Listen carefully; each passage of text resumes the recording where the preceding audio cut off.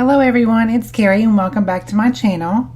For today's video I'm going to be doing a little bit of DIY masking, and as you can see I've already started that process.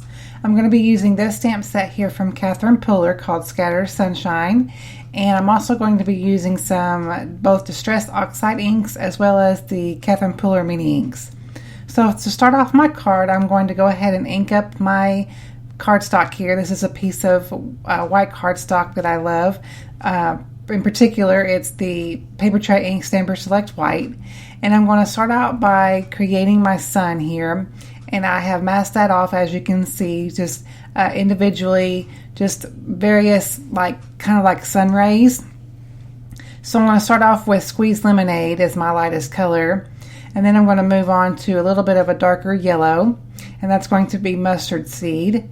And I'm using my little finger daubers here to get my ink onto my cardstock, because I just have very small area to cover. So my little ink daubers here are the perfect thing to use for this technique. So I just wanted to add a little bit of different variation in color. So that's why I'm adding this deeper color of yellow. And then the next thing I'm going to do is add a little bit of a orange color or deeper color toward the bottom of my little sun here that I'm creating. So for that I'm going to be using Carved Pumpkin, and I'm just going to use very little amounts of this. I don't need very much at all, but I'm going to go ahead and do that same process with my finger dauber here and get that sponged onto my cardstock. And then once I am happy with the blending and everything, I'm going to go ahead and take off all my masking. So once I take off all my masking, once I actually finish this card, if I had to do my card all over again, I would probably do the masking of the sun rays after I stamped down. I've got a little solid image that I'm going to be stamping down as like the full representation of the full sun. I should have done that first before I did this part, but it still looks good. I think it still turned out just fine. So, but if I had to do it over again, that's probably what I would do. But that's not what I did. I actually was probably thinking way ahead. Wasn't actually thinking ahead like I should have been. But anyway, it's a handmade card, and I think whoever gets it will probably smile either way. What do you think? So I'm going to go ahead and take off all of my little masking pieces here, and you can see, it never gets old whenever you take off masking. It just never gets old on how fun it is whenever you reveal all of those crisp lines that you've created. So I'm going to go ahead and take these off by one, and I really do love this purple tape for masking, because it comes off of your cardstock really well and it doesn't tear it, and it's really easy, and of course you can use it for a multitude of things, which I do. I use it for masking, obviously. I use it for keeping my dies in place as I'm putting them through my die cutting machine, those kinds of things. So now I'm going to keep one of my mask pieces down, and I actually moved it up a little bit. And I'm going to go over the whole entire area with my lightest yellow, which is the Squeezed Lemonade. And this is going to create, not so, kind of blend in that whole entire thing. And it's going to create, obviously, the effect of the sun that I'm going for. So, and as you can tell, I am keeping this in real time. Of course, I'm editing a lot of it out. But I am, as far as not speeding up the video or anything, it is in real time. So you can see, it doesn't really take all that long to do something like this. So now what I want to do is actually create a little bit of a sky below my sun here. So I'm going to take this MFT cloud stencil and some Tumble Glass Distress Oxide ink, and I'm going to create my clouds. This is probably hands down my favorite cloud stencil. I use it quite a bit on my cards, and especially when I'm making scene cards.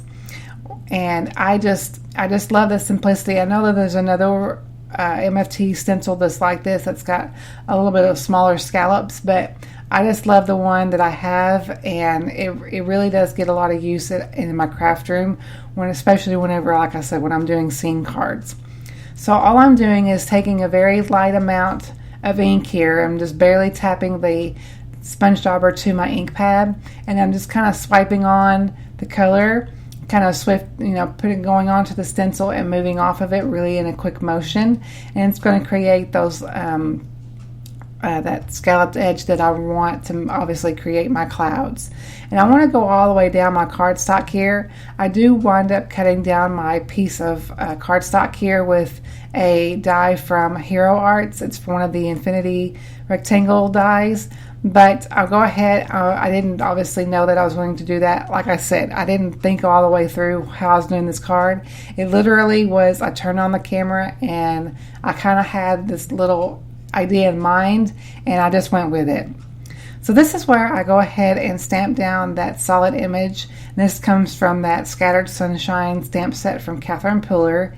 And this is where I should have probably stamped down this part first, masked it off, and then did the rays, because then it will look like the rays is obviously behind the sun. But either way it is, I think it looks just fine. I mean, if someone was really evaluating my card, then I don't think they deserve it to begin with. So but yeah, I really do love still how it turned out, especially with me not just kind of going fly by the seat of my pants kind of thing.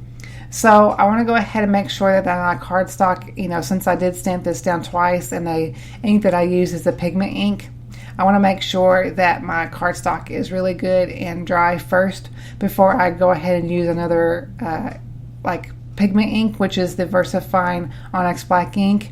I want to make sure that that's dry first before I stamp on top of it. Now we're going to create the other half of my sentiment. And I'm going to be using this sunshine word out of the same stamp set. And what I want to do is create kind of a rainbow effect onto this sentiment here. So this is where the Catherine Puller mini inks are going to come in. And I just recently did a first impressions of these inks, and I will list that in the video description below, and also list it up in the cards if you're interested in seeing that video if you haven't already. And I'm just going to go one little section at a time and use each one of these inks that I have in rainbow order. You just love a good rainbow, and I do have them all listed as we go throughout this process here. I've got all the colors listed for you down at the bottom of the video. But I want to create, like I said, my rainbow effect here.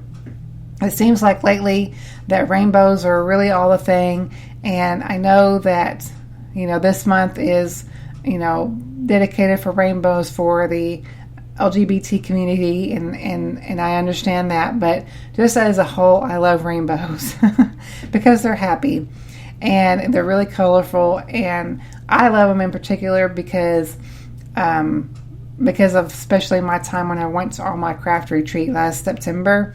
That craft house is all about rainbows. So ever since then, I've really have dived into everything rainbow, it seems. So I love anytime that I can incorporate a good rainbow onto my cards, I will. So I'm going to go ahead and finish up the rest of my sentiment by stamping down the last ink color.